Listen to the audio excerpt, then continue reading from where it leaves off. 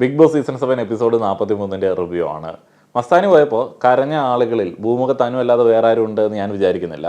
മസ്താനിയുടെ വേണ്ടപ്പെട്ട ആൾക്കാർ പോലും കരഞ്ഞിട്ടുണ്ടാവില്ല. കാരണം ഇനി ഒരാഴ്ചയും കൂടെ മസ്താനി അവിടെ നിൽക്കുകയാണെന്നുണ്ടെങ്കിൽ ദൈവം തമ്പുരാന് പോലും മസ്താനിയെ രക്ഷിക്കാൻ പറ്റാത്ത അവസ്ഥയിലേക്ക്, അത്ര ചീത്തപ്പേരിലേക്ക് പോകാനായിട്ടുള്ള സാധ്യത ഉണ്ടായിരുന്നു. കൂടെ കൂടിയിരിക്കുന്നത് ആരാണ്? ലക്ഷ്മി. മസ്താനിയെ പുറത്തു വിട്ടതിൻ്റെ ക്രെഡിറ്റ് ഒന്നും അവിടെയുള്ള നിലവിൽ അവിടെ ഉണ്ടായിരുന്ന കണ്ടസ്റ്റൻസ് ഒന്നും ചോദിച്ച് വാങ്ങേണ്ട ആവശ്യമൊന്നുമില്ല.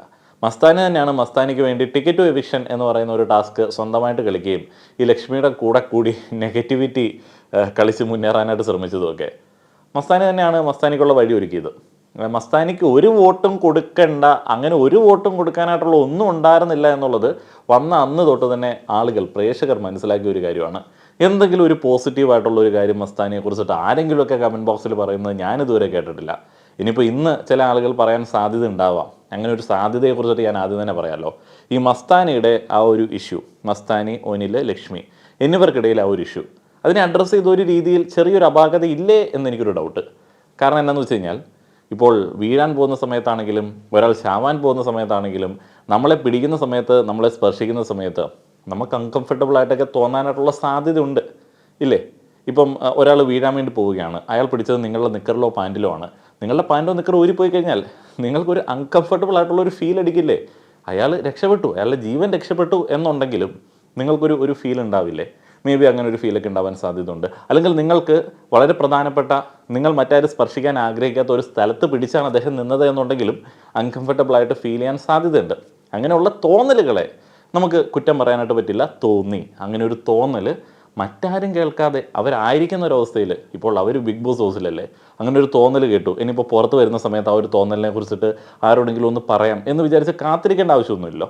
അപ്പോൾ അവർ ആരും കേൾക്കാതെ ഇതൊരു കണ്ടന്റ് ആക്കല്ലേ എന്നൊക്കെ പറഞ്ഞ് ക്യാമറ ഉള്ള, എഡിറ്റിംഗ് ഉള്ള, ടീമുള്ള ഒരിടത്ത് സംസാരിച്ചു. ബിഗ് ബോസിന് വേണമെങ്കിൽ കട്ട് ചെയ്യാമല്ലോ. കാരണം ഇത് അന്നന്ന് ലൈവായിട്ട് ആ ഒരു സെക്കൻഡിൽ തന്നെ ആളുകൾ കാണുന്ന കാര്യമൊന്നുമല്ലല്ലോ. അപ്പോൾ ഇതാരാണ് പുറത്ത് കാണിച്ചത്? അത് ബിഗ് ബോസാണ് കാണിച്ചത്. അപ്പോൾ മസ്താനി അത് പറഞ്ഞു, ലക്ഷ്മിയോട് പറഞ്ഞപ്പോൾ ലക്ഷ്മി അതൊരു വലിയ പ്രശ്നമാക്കി. ലക്ഷ്മിക്ക് അവിടെ ഒരു സാധ്യതയുണ്ട്, അല്ലെങ്കിൽ ലക്ഷ്മി ചെയ്യേണ്ടുന്ന ഒരു കാര്യമുണ്ട്. ആ ഒരു പ്രശ്നത്തെ കേട്ട്, ആ ഒരു സാഹചര്യത്തെ മനസ്സിലാക്കി ഇരുത്തി ഒന്ന് ആലോചിച്ച് അതിനെക്കുറിച്ചിട്ട് വളരെ പക്വതയോടെ ഒന്ന് പ്രതികരിക്കാം. ലക്ഷ്മിയാണ് അവിടുത്തെ ഏറ്റവും വലിയ പ്രശ്നക്കാരി. മസ്താനി അതൊരു കണ്ടന്റ് ആക്കാൻ വേണ്ടി ചെയ്തതാണ് എന്ന് ഞാൻ വിചാരിക്കുന്നില്ല. ലക്ഷ്മിയാണ് ആ ഒരു പ്രശ്നത്തിൻ്റെ ഏറ്റവും പ്രധാനപ്പെട്ട പങ്ക് വഹിച്ച ഒരു വ്യക്തി. അപ്പോൾ മസ്താനിയോട് ലാലേട്ടൻ ഇടപെട്ട രീതിയിലും കണ്ടസ്റ്റൻസിൽ ബാക്കിയുള്ള ആളുകൾ ഇടപെട്ട രീതിയിലും ഒരു ചെറിയ പ്രശ്നം ഉണ്ടായിരുന്നു. മസ്താനിയുടെ ആ ഒരു തോന്നൽ തന്നെ തോന്നാൻ പാടില്ല. ചിരിച്ചുകൊണ്ടാണോ, അങ്ങനെയാണോ, ഇങ്ങനെയാണോ, അങ്ങനെയുള്ള ചോദ്യങ്ങളൊക്കെ ഭയങ്കര പക്വതക്കുറവിൻ്റെ ലക്ഷണങ്ങളാണ്. അപ്പോൾ അവർ ആ ഒരു തോന്നലിനെ അഡ്രസ്സ് ചെയ്തൊരു രീതി ശരിയാണോ എന്ന് ചോദിക്കാമായിരുന്നു. ലക്ഷ്മിയായിരുന്നു കൂടുതൽ ഫോക്കസ് ചെയ്യേണ്ടത്. മസ്താനിക്ക് കാര്യമായിട്ടുള്ള നെഗറ്റീവ് വരുന്നതിൻ്റെ പ്രധാനപ്പെട്ട കാരണം എന്താണെന്ന് വെച്ച് കഴിഞ്ഞാൽ, മസ്താനി വന്നപ്പോൾ തൊട്ടൊരു നെഗറ്റീവ് ഗെയിമാണ് കളിക്കുന്നത്. അതുകൊണ്ട് തന്നെ മസ്താനി എന്ത് പറഞ്ഞാലും നമുക്ക് അതൊരു ഗ്രഡ്ജ് ഗെയിമിൻ്റെ ഒരു മൂഡിൽ തോന്നും എന്നുള്ളതാണ്. അപ്പോൾ എനിക്ക് അതിനെക്കുറിച്ചിട്ട് അങ്ങനെയാണ് തോന്നിയത്. അതേപോലെ നിങ്ങൾ ആ ഒരു റീപ്ലേ കണ്ട സമയത്ത് ശ്രദ്ധിച്ചില്ലേ, അതിൻ്റെ ഒരു എഡിറ്റിങ്ങിൻ്റെ ഒരു അപാകത, അത് കാണുന്ന ആളുകൾക്ക് ഒരു ഡൗട്ട് അടിക്കും. അതിനകത്ത് 2 കട്ട്സ് ഉണ്ട്. ആ ഒരു കട്ട്സിൽ മറ്റേ ഒനിൽ വീഴുമ്പോൾ പിടിക്കുന്നത് നാച്ചുറലായിട്ട് കാണിച്ചാൽ മതി. അവിടെ ഒരു എക്സ്ട്രാ കട്ടിട്ട് കൊടുത്തേക്കാണ്. അപ്പോഴത്തേക്ക് ഒന്നിലൊന്ന് പിടിച്ചങ്ങ് നിൽക്കുന്നത് പോലെ നമുക്ക് ഫീൽ ചെയ്യും. അവിടെ ഒരു ചെറിയ അപാകതയൊക്കെ ഉണ്ട്. അപ്പോൾ ഇങ്ങനെയുള്ള കുറേ എഡിറ്റിംഗ് മിസ്റ്റേക്കുകളുണ്ട്. ഇനി എപ്പിസോഡിൻ്റെ റിവ്യൂയിലേക്ക് പ്രോപ്പറായി വന്നു കഴിഞ്ഞാൽ, അപ്പോൾ അതുപോലെ തന്നെ വീക്കെൻഡ് എപ്പിസോഡുകളിൽ ആദ്യം കഴിഞ്ഞ ആഴ്ചത്തെ പ്രധാനപ്പെട്ട കാര്യങ്ങൾ കാണിക്കും, ഇന്നലത്തെ പ്രധാനപ്പെട്ട കാര്യങ്ങൾ കാണിക്കും. അപ്പോൾ കഴിഞ്ഞ ദിവസം കാണിക്കാത്ത ചില കാര്യങ്ങളൊക്കെ ഇന്ന് കാണിക്കുകയുണ്ടായി. ഇവിടെയായിരുന്നു ഒനിലിൻ്റെ പ്രശ്നം കാണിച്ചത്. അതേപോലെ തന്നെ എവിക്ഷനിലേക്ക് 13 ആളുകൾ നോമിനേറ്റഡ് ആയതിനെക്കുറിച്ചിട്ട് വിഷ്വൽ കാണിച്ചു. അതിനുശേഷം ഡയറക്റ്റായിട്ട് ഒനിലിൻ്റെ ഇഷ്യൂയിലേക്ക് വരികയാണ്. ഫാബ്രിക്കേറ്റഡ് ആയിട്ടുള്ള ഒരു ഫാൾസ് എലിഗേഷൻ ലക്ഷ്മി തനിക്കെതിരെ ഉന്നയിച്ചു. ലക്ഷ്മി കാണാത്തൊരു കാര്യമാണ്. ആ ഒരു സ്പോൺസേഡ് ടാസ്കിനെ കുറിച്ചിട്ടും അവിടെ ഉണ്ടായ സംഭവത്തെക്കുറിച്ചിട്ടൊക്കെ പറയുന്നുണ്ട്. അപ്പോൾ ലാലേട്ടൻ പറഞ്ഞു കുഴപ്പമില്ല, നമുക്ക് ആ ഒരു വീഡിയോ കാണാമെന്നുള്ളത്. അങ്ങനെ ആ ഒരു വീഡിയോ കാണിക്കുന്നു. അപ്പോൾ ലക്ഷ്മി സോറി പറയുന്നുണ്ട്, അവിടെ വെച്ച് സോറി പറയുന്നു. കണ്ടസ്റ്റൻസിനോട് പറഞ്ഞു, ഒനിലിനോട് പറഞ്ഞു എന്നൊക്കെ പറയുന്നു. ആക്ച്വലി നമ്മൾ കേട്ടതല്ലേ, ആരൊക്കെ എന്തൊക്കെ പറഞ്ഞാലും, അല്ലെങ്കിൽ ലക്ഷ്മി സോറി പറഞ്ഞാലും മസ്താനിക്ക് അത് അങ്ങനെ തോന്നിയില്ലെങ്കിലും ഞാൻ ഒനിലിന് ക്ലീൻ ചീറ്റ് കൊടുക്കില്ല എന്നുള്ളത് ലക്ഷ്മി ഇന്നലെ പറഞ്ഞതല്ലേ. അപ്പോൾ ഈ ഒരു ഡ്രാമയുടെ ആവശ്യം എന്താണ്? ഏതായാലും വൈറൽ പ്രഷർ ഫീൽ ചെയ്തപ്പോൾ അങ്ങനെ തോന്നി എന്നുള്ളതാണ് മസ്താനി പറഞ്ഞത്. മസ്താനി ഒരു തരത്തിലും ലക്ഷ്മിയെ സപ്പോർട്ട് ചെയ്തില്ല എന്നുള്ളത് എടുത്തു പറയേണ്ടത് തന്നെയാണ്. പിന്നെ ഉള്ളിൽ ഒരു ദുരുദ്ദേശമില്ല എന്നുണ്ടെങ്കിൽ അങ്ങനെ ഒരു ഇഷ്യൂ അവിടെ റേസ് ചെയ്യേണ്ടതുണ്ടോ എന്നുള്ളൊരു മൂഡിലാണ് കണ്ടസ്റ്റൻസ് ഒക്കെ അവിടെ ഇരിക്കുന്നത്. അപ്പം നമുക്കും അങ്ങനെ തോന്നും. വളരെ സൂപ്പർഫിഷ്യലായിട്ട് ഈ ഒരു ഭാഗം ഒരു റിവ്യൂവിന് വേണ്ടി ഒന്നും അല്ലാതെ കാണുകയാണെന്നുണ്ടെങ്കിൽ ഞാൻ ചിന്തിച്ച ഒരു രീതി അവിടെ എങ്ങനെയായിരുന്നു എന്ന് വെച്ച് കഴിഞ്ഞാൽ, അങ്ങനെ ഒരു ദുരുദ്ദേശം ഇല്ല എന്നുണ്ടെങ്കിൽ അങ്ങനെ ഒരു തോന്നലിനെ കുറിച്ചിട്ട് പറയേണ്ട ആവശ്യമുണ്ടോ? വീണപ്പോൾ പിടിച്ചതല്ല, അങ്ങനെ ഇവിടെ പറയേണ്ട ആവശ്യമുണ്ടോ? അപ്പോൾ കണ്ടന്റ് ആക്കാൻ വേണ്ടി തന്നെയാണോ പറഞ്ഞത് എന്നുള്ളൊരു തോന്നൽ എനിക്ക് തോന്നി. പക്ഷേ പിന്നീട് ഞാൻ ആലോചിച്ചപ്പോഴാണ് ഞാൻ ആദ്യം പറഞ്ഞ ആ ഒരു കാര്യങ്ങളിലേക്കൊക്കെ എത്തിയത്. അപ്പോൾ ആ ഒരു രീതിയിൽ നമ്മൾ ചിന്തിക്കണം. ഒരാളെ കംപ്ലീറ്റ് ആയിട്ട് നമ്മളൊരു സാധ്യത നോക്കണമല്ലോ. എവിടെയെങ്കിലും അയാളുടെ ഭാഗത്ത് തെറ്റില്ലാതിരിക്കുമോ, നിരപരാധിയാകുമോ എന്നുള്ള രീതിയിലുള്ള സാധ്യത പരിഗണിക്കുമ്പോൾ ഞാൻ ആദ്യം പറഞ്ഞ കാര്യങ്ങൾ ഒന്ന് ഓർത്ത് നോക്കുക. അവരെ വിട്ടേക്ക്, അവരേതായാലും എവിക്റ്റ് ആയി പോയല്ലോ. പിന്നീട് ഡയറക്റ്റ് ലക്ഷ്മിയിലേക്ക് വരികയാണ്. ലക്ഷ്മിയുടെ ഒരു ആൺ വിരോധം വല്ലാതെ പ്രകടമാവുന്നുണ്ട്. അത് കഴിഞ്ഞ ദിവസം തൊട്ട് കണ്ടസ്റ്റൻസിൽ പല ആളുകളും ഐഡൻറ്റിഫൈ ചെയ്താണ്. 50 സെൻറ്റിമീറ്റർ ബസ്സിൽ അകലത്തിൽ നിൽക്കുന്ന ലക്ഷ്മിയെക്കുറിച്ചിട്ടൊക്കെ പറയുന്നു. UK-ലൊക്കെയാണ് അവർ. അപ്പോൾ അവിടെ 50 സെൻറ്റിമീറ്റർ അകലത്തിൽ നിൽക്കാൻ പറ്റുന്ന ബസ്സുകളൊക്കെ ഉണ്ടായിരുന്ന ഒരു കാലത്ത് ഇപ്പോൾ ഭയങ്കര തിരക്കാണ് പബ്ലിക് ട്രാൻസ്പോർട്ടിൽ എന്നൊക്കെ അറിയാനായിട്ട് കഴിഞ്ഞു. ഇന്ത്യക്കാർ ചെന്നില്ലേ, ഇനി എന്ത് 50 സെൻറ്റിമീറ്റർ? ഇനിയിപ്പോൾ പല രീതിയിലുള്ള ബസ്സിലെ അതിക്രമങ്ങൾ കൂടി വന്നു കഴിഞ്ഞാൽ നല്ല രീതിയിൽ ഇന്ത്യക്കാരെ ആൾക്കാർ വെറുക്കും. ഏതായാലും ലക്ഷ്മി അവിടെ മിസ്റ്റേക്ക് അക്സെപ്റ്റ് ചെയ്യുന്നുണ്ട്, സ്ട്രോങ്ലി അക്സെപ്റ്റ് ചെയ്യുന്നുണ്ട്, പൂർണ്ണമായിട്ട് അക്സെപ്റ്റ് ചെയ്യുന്നുണ്ട് എന്നുള്ള രീതിയിലാണ് സംസാരിക്കുന്നത്. ഗെയിം പ്ലാൻ ഒന്നുമില്ല. ലക്ഷ്മി എന്തൊക്കെ സോറി പറഞ്ഞാലും ഒന്നിലിന് അത് മതിയാവില്ല. കാരണം ഒന്നിലിനെതിരെ അത്ര വലിയൊരു ആരോപണമാണല്ലോ ഉന്നയിച്ചത്. അപ്പോൾ അവിടെ ബിഗ് ബോസ് ഇന്നത്തെ എപ്പിസോഡിൽ ഒരു പ്രത്യേക സെക്ഷൻ അറേഞ്ച് ചെയ്തിട്ടുണ്ടായിരുന്നു. ഒന്നിലിനൊരു സർട്ടിഫിക്കേഷൻ കൊടുക്കുക. സ്ത്രീകൾക്ക് ഒന്നിലിനെ കുറിച്ചിട്ടുള്ള അഭിപ്രായം എന്താണ്, ഒന്നിൽ എത്രത്തോളം മൈനിനാണ് എന്നതിനെക്കുറിച്ചൊക്കെ കണ്ടസ്റ്റൻസ് പറയുകയാണ്. ജിസേലാണ് ആദ്യം തന്നെ ഒന്നിലിന് ഒരു സർട്ടിഫിക്കേഷൻ നൽകുന്നത്. ഒന്നിൽ പെർഫെക്റ്റ് ജെൻറ്റിൽമാൻ ആണ് എന്ന് പറഞ്ഞു കഴിഞ്ഞാൽ എല്ലാ ആൾക്കാരോടും നല്ല രീതിയിൽ സംസാരിക്കുന്ന, എന്തും സംസാരിക്കാനായിട്ട് പറ്റുന്ന, നമുക്ക് നല്ല സപ്പോർട്ട് തരുന്ന ഒരാളാണ് ഒന്നിൽ. അപ്പോൾ ജിസേൽ തന്നെ ആദ്യം കൊടുത്തതുകൊണ്ട് സെറ്റ്. ഷാനവാസ് പറയുന്നു മസ്താനിയാണ് ഈ ഒരു പ്രശ്നം ഉണ്ടാക്കിയത്. മസ്താനി ചിരിച്ചുകൊണ്ടാണ് ആ ഒരു സിറ്റുവേഷനിൽ നിന്നത്. എന്നിട്ട് ഇങ്ങനെ ഉന്നയിക്കുന്നത് പ്രശ്നമാണ്. അത് നമ്മളെയൊക്കെ പോലെയുള്ള ഒരു സാധാരണ കാഴ്ചപ്പാടാണ്, കുഴപ്പമൊന്നുമില്ല. അക്ബർ പറയുന്നു ലക്ഷ്മി എല്ലാ കാര്യത്തിലും ഇടപെടാറില്ല എന്ന് എപ്പോഴും പറയും. ഞാൻ ചെറിയ കാര്യങ്ങളിലൊന്നും ഇടപെടാറില്ല, കിച്ചണിൻ്റെ കാര്യത്തിൽ ഇടപെടാറില്ല, നിങ്ങളുടെ കുഞ്ഞു കുഞ്ഞു വഴക്കുകളിൽ ഞാൻ ഇടപെടാറില്ല. എന്നിട്ട് വലിയൊരു കാര്യം ഉണ്ടാക്കാൻ വേണ്ടിയാണ് ഇങ്ങനെ ഒരു പ്രശ്നം ഉണ്ടാക്കിയത്. അത് കുറിക്ക് കൊള്ളുന്ന ഒരു പോയിൻ്റായിട്ട് എനിക്ക് ഫീൽ ചെയ്തു. കൊള്ളാം, കരുതുകൂട്ടി ചെയ്തതാണോ എന്നുള്ളൊരു ഡൗട്ടും അക്ബറിനുണ്ട് എന്ന് പറഞ്ഞു. അഭിലാഷ് പറഞ്ഞു ഒന്നിൽ സ്തംഭിച്ച് നിൽക്കുകയായിരുന്നു ആ ഒരു കാര്യങ്ങൾ കേട്ട സമയത്ത്. ഒന്നിൽ ആ ഒരു രാത്രി അനുഭവിച്ച ഒരു മെൻ്റൽ ടോർച്ചറിനെ കുറിച്ചിട്ട് അഭിലാഷ് എടുത്ത് പറയുന്നുണ്ട്.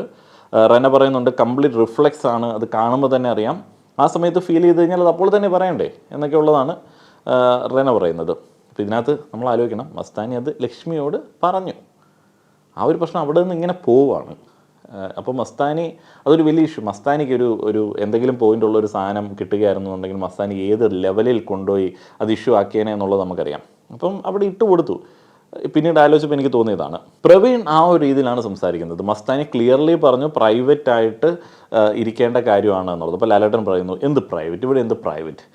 പക്ഷെ അവിടെ പ്രൈവറ്റ് ഉണ്ട് ലാലേട്ടാ. കാരണം നമ്മൾ കട്ട് ചെയ്തിട്ട് അടുത്ത ദിവസമാണല്ലോ കാണിക്കണത്. വേണമെന്നുണ്ടെങ്കിൽ കട്ട് ചെയ്യാം. അല്ലെങ്കിൽ നിങ്ങളുടെ മൈക്കൊക്കെ ഇല്ലേ, എന്തുവാ ഇത്ര വലിയ സംഭവം ഒന്നും ആക്കേണ്ട ആവശ്യമൊന്നുമില്ല. കാരണം എന്താണെന്ന് വെച്ച് കഴിഞ്ഞാൽ മൈക്കിട്ട് വിളിച്ച് പറഞ്ഞിട്ട് ആ ഒരു സംസാരം വേണ്ട, അത് നമ്മുടെ ഇവിടെയുള്ള റൂൾസിന് വിരുദ്ധമാണ് എന്നൊക്കെ പറഞ്ഞ് വേണമെന്നുണ്ടെങ്കിൽ അവരെ ആ ഒരു സംസാരത്തിൽ നിന്നിട്ട് പിന്തിരിപ്പിക്കാം. അപ്പം നമ്മളിത് കട്ട് ചെയ്യാതെയൊക്കെ കാണിച്ചു അതൊന്നും പറയണ്ട. അത് എല്ലാം ലൈവ് അല്ലല്ലോ, അത് സെയിം സെക്കൻഡ് ലൈവ് ആണെന്നുണ്ടെങ്കിൽ ഓക്കെ.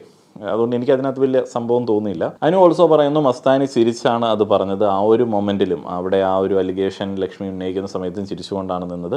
അതൊക്കെ ശരിയാണ്. അപ്പോൾ ലക്ഷ്മി അക്സെപ്റ്റ് ചെയ്യുകയാണ്, താൻ ജഡ്ജ്മെൻ്റലായിട്ടാണ് ആ ഒരു കാര്യങ്ങളെ സമീപിച്ചത്.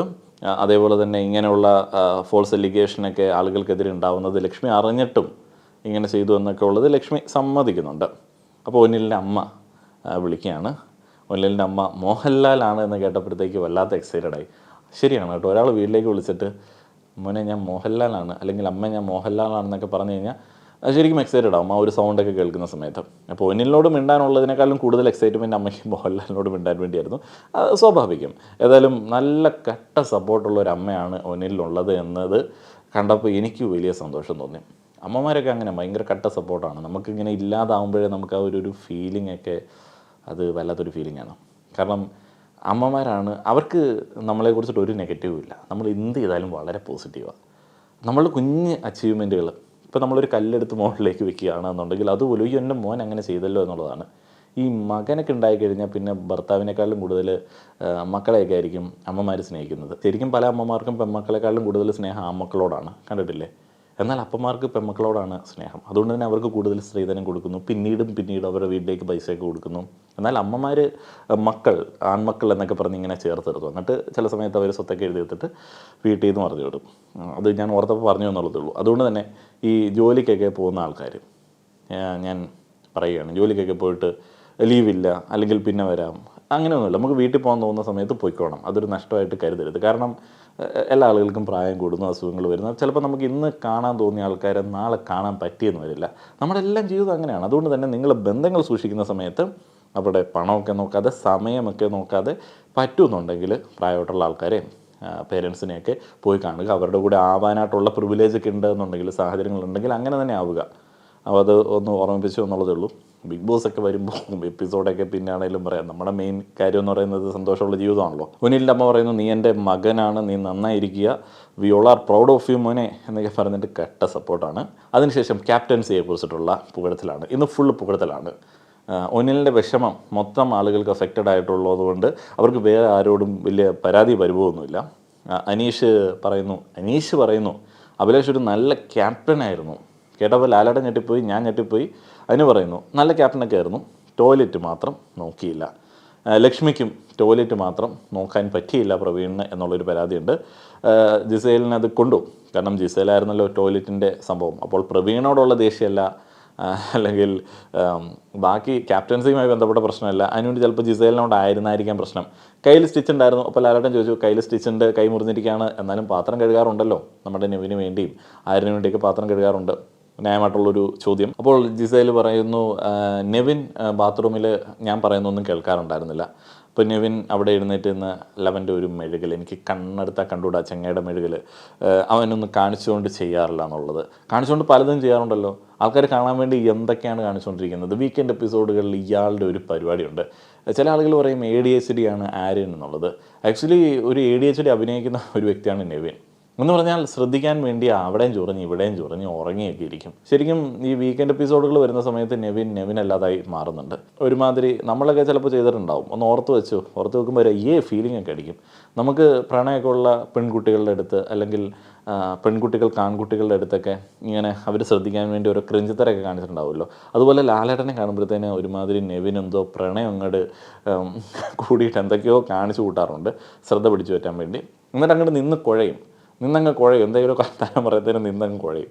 പിന്നെ രസമാണ്. അനീഷും ആര്യനും തമ്മിലുള്ള ആ ഒരു കഴുകടാ നീ എന്നൊക്കെ പറഞ്ഞ് കഴിഞ്ഞ ദിവസം ഒരു 100 തവണ കഴുകടാ നീ പറഞ്ഞ ആ ഒരു സിറ്റുവേഷനെ കുറിച്ചിട്ട് പറയുകയാണ്.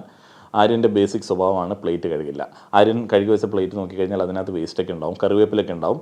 അപ്പോൾ അവിടെ അത് കഴുകിച്ചു. ആര്യനപ്പം ആര്യൻ്റെ പതിവ് പാട്ടി ഷോ അവിടെ കിടന്നിട്ട് അവർ പറഞ്ഞുകൊണ്ടിരിക്കുന്നതിനിടയിൽ എക്സ്പ്രഷൻ മാറ്റുന്നു. പിന്നെ ക്യാമറ അതൊക്കെ നമ്മളെ കാണിച്ചു തരുന്നുണ്ട് വ്യക്തമായിട്ടും. ഇപ്പോൾ ലാലേട്ടൻ പറഞ്ഞു, അനീഷ് സംസാരിക്കട്ടെ. ഈ ഇടയ്ക്ക് സംസാരിക്കുന്നത് ഈ സീസണിലെ കണ്ടസ്റ്റൻസിൻ്റെ മെയിൻ പരിപാടിയാണ്. ലാലേട്ടന് ഒരു തരത്തിലുള്ള ഒരു ബഹുമാനവും പല സാഹചര്യങ്ങളിലും ഇവർക്കില്ല. ഇവർ അഭിനയിക്കുകയാണ്. ലാലേട്ടൻ വന്നു, ലാലേട്ടൻ ബഹുമാനിക്കണം, എന്നാലേ പ്രേക്ഷകർ ഞങ്ങൾ കൂട്ടുതരത്തുള്ളൂ എന്നൊക്കെ പറഞ്ഞിട്ടൊക്കെ ബഹുമാനിക്കുകയാണ്. ജെനുവിനായിട്ടുള്ള റെസ്പെക്റ്റുള്ള ആളുകളുടെ എണ്ണം വളരെ കുറവാണ് അതിനകത്ത്. അതുകൊണ്ട് തന്നെയാണ് ഇവർക്ക് അഫക്റ്റഡ് ആവുന്നു എന്ന് തോന്നുന്ന സമയത്ത് അവർ ലാലേട്ടനെയൊക്കെ മറക്കും, അവരങ്ങ് ചാടി ഇടയ്ക്ക് കയറും. അതാണ് ഇവരുടെ ഒരു പരിപാടി. ഇതിന് ശേഷം മറ്റേ ബിന്നിയുടെ ആ ഒരു ചായ ഇഷ്യൂ ആണ്. നമുക്കറിയാമല്ലോ, ബിന്നി ആകെ ഒരു ഗെയിം കളിച്ചത് കഴിഞ്ഞ ആഴ്ച ശരിക്കും പറഞ്ഞാൽ ആ ഒരു ചായ കേസിലെ രാവിലത്തെ ആ ഒരു ജിസേലുമായിട്ടുള്ള ഒരു പരിപാടിയിലാണ്. അപ്പോൾ ബിന്നി ഒന്ന് ആലോചിച്ചു, ജിസേലിനെ ഒന്ന് എക്സ്പോസ് ചെയ്യണം. ജിസേലിനെ എങ്ങനെ എക്സ്പോസ് ചെയ്യാൻ പറ്റും? ഫേവറിസം, ജിസേൽ ഭക്ഷണം ഉണ്ടാക്കി കൊടുക്കുന്നു, അതൊക്കെ കഴിഞ്ഞ് അത് ആദ്യമൊക്കെ ചില ആളുകൾ എടുത്തിട്ട സംഭവമാണ്. വേറെ എന്തെങ്കിലുമൊക്കെ പിടിക്കായിരുന്നു, ഇത് പിടിക്കാൻ പറ്റില്ല. കാരണം ജിസേൽ വരുന്നു, ജിസേലിന് ചായ എടുക്കണം. നമ്മളൊക്കെ അങ്ങനെ ചിലപ്പോൾ ചെയ്യാറില്ലേ, ഒറ്റയ്ക്ക് ചായ എടുത്ത് കുടിക്കാൻ പറ്റത്തില്ല. അപ്പോൾ അതിനകത്ത് കുറച്ചും കൂടെ പാലും വെള്ളം കൂടെ ഒഴിച്ചിട്ട് കുറച്ച് ചായ എടുത്ത് അവിടെ വെച്ചേക്കും. അപ്പം ജിസേൽ നോക്കുന്നത് തന്നെയാണ്, തനിക്കാണെങ്കിൽ സ്നേഹം പ്രകടിപ്പിക്കാനായിട്ട് കിട്ടുന്ന ഒരു അവസരമാണ്. അന്നെങ്കിൽ അവിടെ ഇരിക്കുന്ന തന്നെ ഇഷ്ടമുള്ള തൻ്റെ ഗ്യാങ്ങിലുള്ള ആൾക്കാർക്ക് ചായ കൊടുത്തേക്കാം. അല്ലാതെ അവർക്ക് ചായ കൊടുക്കാൻ വേണ്ടിയോ അല്ലെങ്കിൽ കാപ്പി കൊടുക്കാൻ വേണ്ടിയോ ആണ് ജിസേൽ ചായ എടുക്കുന്നത് എന്നുള്ള ഒരു ചിന്ത എനിക്ക് ഈ ദിവസങ്ങളിലില്ല. പിന്നെ ഇവർ ആലു പൊറോട്ട കഴിക്കുന്നതിനെ കുറിച്ചിട്ടൊക്കെ പറയുന്നുണ്ട്. ജിസേൽ വെജിറ്റേറിയൻ അല്ലേ? ജിസേൽ വെജിറ്റേറിയൻ ആണെന്നുണ്ടെങ്കിലും ജിസേലിൻ്റെ ഷെയർ എടുത്ത് ആര്യന് കൊടുക്കുന്ന ചില കാര്യങ്ങളെക്കുറിച്ചിട്ടൊക്കെ പരാതികൾ ഹൗസിലുണ്ടായിരുന്നതാണ്. ജിസേൽ സാധനങ്ങൾ ഒളിച്ചു വെക്കാറുണ്ട് എന്നുള്ളതിനെ കുറിച്ചിട്ട് ലാലേട്ടൻ ഇങ്ങനെ പറയുന്നു. അത് എനിക്കൊരു പുതിയ ഇൻഫർമേഷൻ ആയിരുന്നു. ഇപ്പോഴും സാധനങ്ങൾ ഒളിച്ചു വയ്ക്കാറുണ്ടോ എന്നുള്ളത്, ഭക്ഷണം ആയി ബന്ധപ്പെട്ട കാര്യങ്ങളൊക്കെയാണ് ഒളിച്ച് വയ്ക്കാറുള്ളത്. അപ്പോൾ ലാലേട്ടൻ പറയുന്നുണ്ട്, ഈ ഫേവറസ് കാണിക്കരുത്, എസ്പെഷ്യലി ഫുഡിൻ്റെ കാര്യത്തിലൊന്നും അങ്ങനെ കാണിക്കരുത് എന്നുള്ളൊരു ഉപദേശമൊക്കെ കൊടുക്കുന്നുണ്ട്. കുറച്ചും കൂടെ സീരിയസ് ആയിട്ട് ജിസേലിനോട് ഗെയിം കളിക്കാനായിട്ട് പറയുന്നുണ്ട്. റെന നല്ല ആസരായിട്ട് കാല് വരിയിട്ടുണ്ട്. കാരണം റെന പറയുന്നു, ഞാൻ വന്നാൽ എനിക്ക് തരും, അല്ല എന്നുണ്ടെങ്കിൽ നമ്മുടെ അക്ബറിനും ആര്യനും ഒന്നിനും ഒക്കെയാണ് ജിസേൽ കൊടുക്കുന്നത്, അവർക്കാണ് ഭക്ഷണമൊക്കെ കൊടുക്കുന്നത്. അപ്പോൾ അനു ക്യാരറ്റ് തിന്നുന്ന ആ ഒരു കാര്യത്തെക്കുറിച്ചിട്ടും ആര്യൻ തക്കാളി തിന്ന ആ ഒരു കാര്യത്തെക്കുറിച്ചിട്ടൊക്കെ ഉള്ള ചർച്ചകളും കാര്യങ്ങളൊക്കെ ഉണ്ട്. പിന്നെ അനുവിൻ്റെ പ്രിയപ്പെട്ട ഫാൻസ് കഴിഞ്ഞ ആഴ്ച തൊട്ട് എപ്പോഴും കമൻറ്റ് ബോക്സിൽ പറയുന്ന ഒരു കാര്യമാണ് മസ്താനി ആര്യനെ തള്ളി അനുവിൻ്റെ ദേഹത്തിട്ട്. അപ്പോൾ അതിനെക്കുറിച്ചിട്ട് പ്രതികരിച്ചില്ല, അതിനെക്കുറിച്ച് സംസാരിച്ചില്ല എന്നുള്ളത്. അത് ഏതായാലും വീക്കെൻഡ് എപ്പിസോഡിൽ അഡ്രസ്സ് ചെയ്തിട്ടുണ്ട്.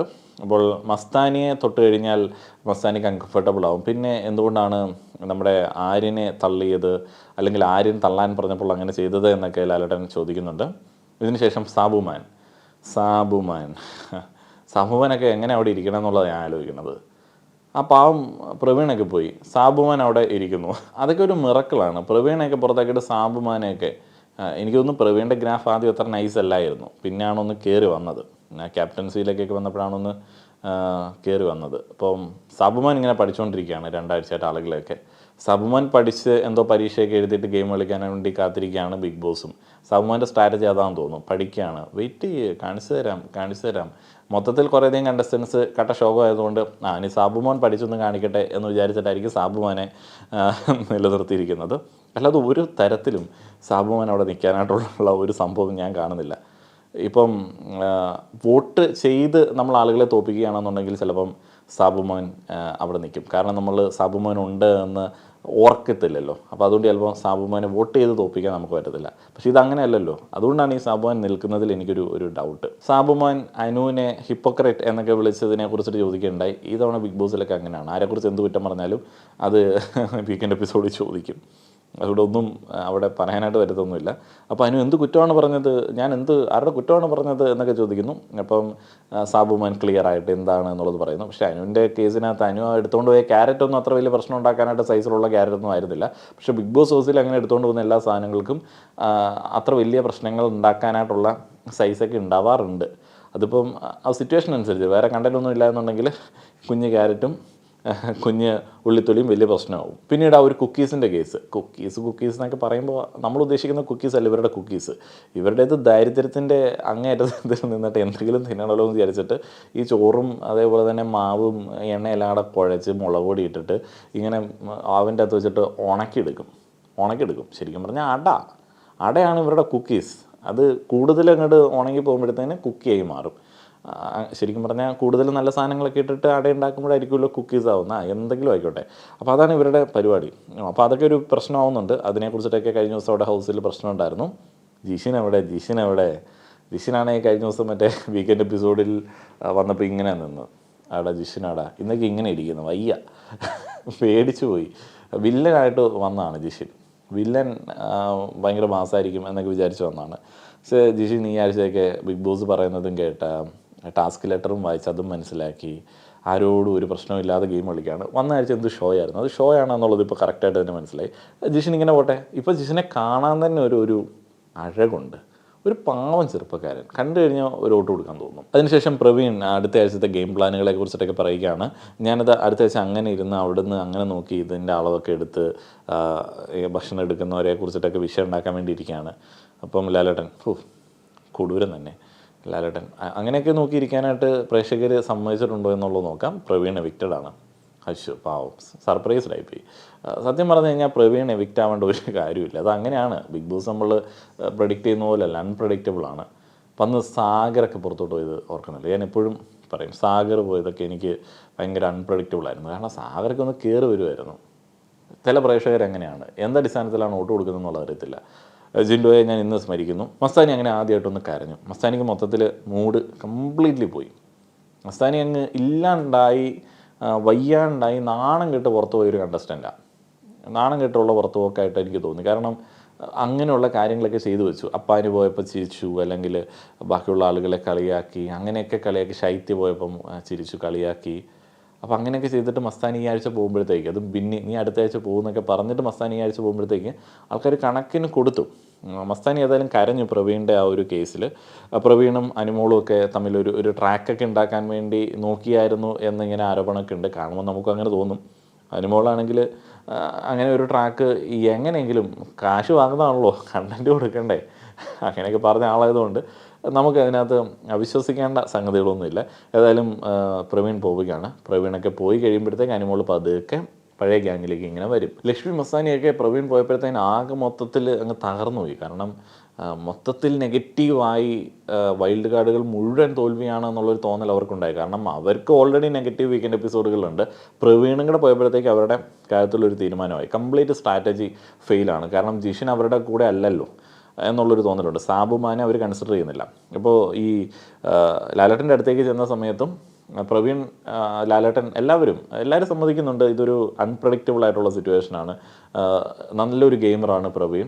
ഗെയിം കളിക്കാത്ത ആളുകൾ അവിടെയുണ്ട്, കണ്ടസ്റ്റൻസിനോടൊന്നും മിണ്ടാത്ത ആളുകളുണ്ട് എന്നുള്ളത് സാബുമാനെ ഉദ്ദേശിച്ചിട്ട് തന്നെയാണ് പ്രവീൺ അവിടെ പറയുന്നത്. ഇതിനുശേഷം എവിക്റ്റ് ആവുന്ന ആളെ കണ്ടുപിടിക്കാനായിട്ട് ഒരു എവിക്ഷൻ ഗെയിം ഉണ്ടായിരുന്നു. എവിക്റ്റ് ആവേണ്ടവർക്ക് ഒരു എൻഡു ചിഹ്നവും നിൽക്കേണ്ടവർക്ക് ഒരു ടിക്ക് മാർക്കും കൊടുക്കാം. മുന്നിൽ വന്ന് ലക്ഷ്മി എവിക്റ്റ് ആവണം എന്ന് പറയുന്നു, ടിക്ക് മാർക്ക് കൊടുക്കുന്നു. അഭിലാഷ് അവിടെ നിൽക്കണമെന്ന് പറയുന്നു.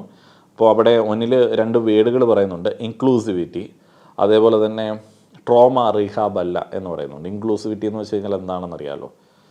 എന്താണ് ഇൻക്ലൂസിവിറ്റി? ഏതെങ്കിലും തരത്തിൽ അടിച്ചമർത്തപ്പെടുന്ന ഒരു സാഹചര്യമൊക്കെ ഉള്ള ആൾക്കാരൊക്കെ ഉണ്ടല്ലോ. ഇപ്പം നമ്മുടെ ജെൻഡർ മൈനോറിറ്റികൾ, ട്രാൻസ്ജെൻഡേഴ്സ്, അവരൊന്നും പൊതുവെ പലയിടങ്ങളിലും ആളുകൾ അംഗീകരിക്കുന്നില്ല, അല്ലെങ്കിൽ അവർ ഉൾക്കൊള്ളാനായിട്ട് ആഗ്രഹിക്കുന്നില്ല. അങ്ങനെ ആളുകൾ മാറ്റി നിർത്താൻ സാധ്യതയുണ്ടെന്ന് തോന്നുന്ന ആളുകളെയും കൂടെ ഉൾക്കൊള്ളിക്കുക, എന്നിട്ട് എല്ലാവർക്കും പറ്റുന്ന ഇടങ്ങളാക്കി മാറ്റുക എന്നൊക്കെ ഉള്ളതിനെയാണ് ഇൻക്ലൂസിവിറ്റി എന്നൊക്കെ പറയുന്നത്. അപ്പം ഈ ഇൻക്ലൂസിവിറ്റിയെ കുറിച്ചിട്ട് ബിഗ് ബോസിൽ എപ്പോഴും പറയുന്നതാണ് ആ ഒരു ഇൻക്ലൂസീവ്നെസ്സിനെ കുറിച്ചിട്ട്. അപ്പോൾ അത് അതിനെതിരെയാണ് ലക്ഷ്മി എന്നൊക്കെ ഉള്ളതാണ് ഒനിൽ പറയുന്നത്. ഒനിലിൻ്റെ ഓരോ വാക്കുകളും ഒനിലിൻ്റെ ഓരോ സ്റ്റേറ്റ്മെൻറ്റുകളും ഭയങ്കര വെയിറ്റ് ഉള്ളതാണ്. എല്ലാം ഭയങ്കര കണ്ടൻഫുള്ളാണ് പുള്ളി, ഭയങ്കര രസമാണ്. പിന്നെ ഒരു ട്രോമ റീഹാബ് അല്ല, അതും കറക്റ്റാണ്. പലപ്പോഴും ഈ ഇൻസലുകളോട് ഞാൻ കൊടുക്കുന്ന ഉപദേശമാണ്, അത് അഭിഷേകിനും ലക്ഷ്മിക്കൊക്കെ ബാധകമാണ്. നിങ്ങളുടെ ജീവിതത്തിൽ ഏതെങ്കിലും ഒരു പെണ്ണോ ആണോ എന്തെങ്കിലും പ്രശ്നം ഉണ്ടാക്കിയതുകൊണ്ട് എല്ലാ പെണ്ണുങ്ങളോടും എല്ലാ ആണുങ്ങളോടും അല്ലെങ്കിൽ എല്ലാ ട്രാൻസ്ജെൻഡേഴ്സിനോടും ഇങ്ങനെ പ്രശ്നം ഉണ്ടാക്കിക്കൊണ്ട് നടക്കേണ്ട ഒരാവശ്യമില്ല. നിങ്ങൾ പറയുന്നതിനൊന്നും ഒരു അടിസ്ഥാനവും ഇല്ല. ഇവർ പറയുന്നത് മറ്റേന്തോ കഴിഞ്ഞ ദിവസം ഏതൊരു ചങ്ങായി പറയുന്നുണ്ട്, അത് സർജറി ഉണ്ട്, അങ്ങനെയുണ്ട്, ഇങ്ങനെയുണ്ട്. അങ്ങനെയൊന്നുമില്ല. ഇത് ഇങ്ങനെയാണ് ലോകം ആദിമകാലം മുതൽ ഇങ്ങനെയാണ്. ബൈബിളിൽ കണ്ടിട്ടില്ലേ, ഒരു സോദോം ഗമോറോം എന്ന് പറയുന്ന ഒരു നഗരത്തെ മുഴുവൻ ദൈവം ഇങ്ങനെ കോപത്താൽ തീയിട്ട് നശിപ്പിച്ചു. അപ്പം അന്നുണ്ട് ഈ സ്വർഗ അനുരാഗം, അതേപോലെ തന്നെ അവർക്കിടയിലെ ബന്ധമൊക്കെ. അപ്പം അന്നുണ്ടായിരുന്നു, അന്നും അംഗീകരിക്കാൻ പറ്റിയിട്ടില്ല. അത് കാരണം എന്താണെന്ന് വെച്ച് കഴിഞ്ഞാൽ കൂടുതൽ ആളുകൾ ചെയ്യുന്നൊരു കാര്യം അന്ന് അംഗീകരിക്കത്തുള്ളൂ. ഇന്നും അങ്ങനെ ആവരുത്, അത് അംഗീകരിക്കാൻ പറ്റത്തില്ല. അന്ന് അംഗീകരിക്കാത്തതുകൊണ്ട് ഇന്നും അംഗീകരിക്കത്തില്ല എന്ന് പറയുന്നതിനകത്ത് ഒരു ലോജിക്കും ഇല്ല. നമ്മൾ മനസ്സിലാക്കേണ്ടത് എന്താണ്, അന്നും ഉണ്ട് ഇന്നും ഉണ്ട്. അല്ലാതെ ഇന്ന് ചെയ്ത ആരെയോ കണ്ടിട്ട് കൂടുതൽ ആളുകൾക്ക് വന്ന ഒരു തോന്നലൊന്നുമല്ല, അല്ലെങ്കിൽ ഇവരെ കണ്ടിട്ട് പകർന്ന അസുഖമൊന്നുമല്ല. പണ്ട് തൊട്ടുള്ളതാണിത്. നൂറ ലക്ഷ്മിയെ എവിക്റ്റ് ആക്കാനായിട്ടുള്ള ഹിൻഡുമാർക്ക് കൊടുക്കുന്നു. ഗെയിമായിട്ടൊന്നും തോന്നിയിട്ടില്ല, ഒരു ഗെയിമൊന്നും ഇല്ല എന്ന് പറയുന്നു. അതേപോലെ തന്നെ ഈ ചിന്തയൊക്കെ ഹൗസിന് ചേർന്നതല്ല. ആദിലേക്ക് ടിക്ക് മാർക്ക് കൊടുക്കുന്നു. അത് അവരുടെ കുടുംബ പ്രശ്നമാണല്ലോ, അല്ല കഞ്ഞി പ്രശ്നമാണല്ലോ. അപ്പോൾ അതിലവിടെ നിൽക്കേണ്ടതുണ്ട്. ജെന്യുവിൻ ആണെന്നൊക്കെ പറയുന്നു. എല്ലാവരെയും സേവ് ചെയ്യാൻ വേണ്ടി എല്ലാവരും പറയുന്നത് പോലെ തന്നെ ഷാനവാസ് ലക്ഷ്മിയെ ഇങ്ങനെ ഇൻഡുമാർക്ക് എവിക്റ്റ് ആവണമെന്ന് പറയുന്നു. ടാസ്കിൽ വെപ്രാളം കാണിക്കുന്നു എന്നുള്ളതാണ്. പിന്നീട് നമ്മുടെ ഒനിലിൻ്റെ ഇഷ്യൂ പറയുന്നുണ്ട്. പണ്ടത്തെ കിച്ചൺ ഇഷ്യൂ, ഷാനവാസുമായിട്ടുള്ള കിച്ചൺ ഇഷ്യൂ പറയുന്നുണ്ട്. സേവ് ചെയ്തത് ആദിലെയാണ്. ജിഷിൻ റെന പുറത്തു പോകണം എന്നുള്ള രീതിയിൽ ഇൻഡുമാർക്ക് കൊടുക്കുന്നു. ആര്യനെ സേവ് ചെയ്തു.